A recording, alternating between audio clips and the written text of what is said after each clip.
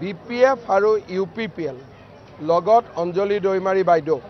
সকলো যদি একলগ হয় ভাৰতীয় জনতা পাৰ্টিয়ে তাক আদৰণি জনাব। আমি ইতিমধ্যে এই কথাটো আগতেও কৈছোঁ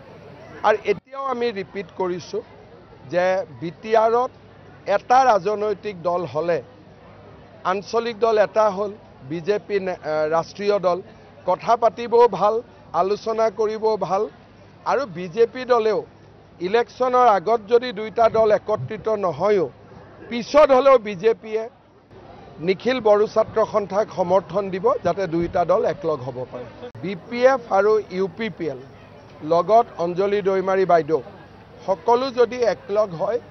ভাৰতীয় জনতা পাৰ্টিয়ে তাক আদৰণি জনাব। আমি ইতিমধ্যে এই কথাটো আগতেও কৈছোঁ আৰু এতিয়াও আমি ৰিপিট কৰিছোঁ যে বিটিআৰত এটা ৰাজনৈতিক দল হ'লে আঞ্চলিক দল এটা হ'ল বিজেপি ৰাষ্ট্ৰীয় দল কথা পাতিবও ভাল, আলোচনা কৰিবও ভাল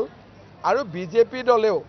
ইলেকশ্যনৰ আগত যদি দুইটা দল একত্ৰিত নহয়ও পিছত হ'লেও বিজেপিয়ে নিখিল বড়ো ছাত্ৰ সন্থাক সমৰ্থন দিব যাতে দুইটা দল একলগ হ'ব পাৰে।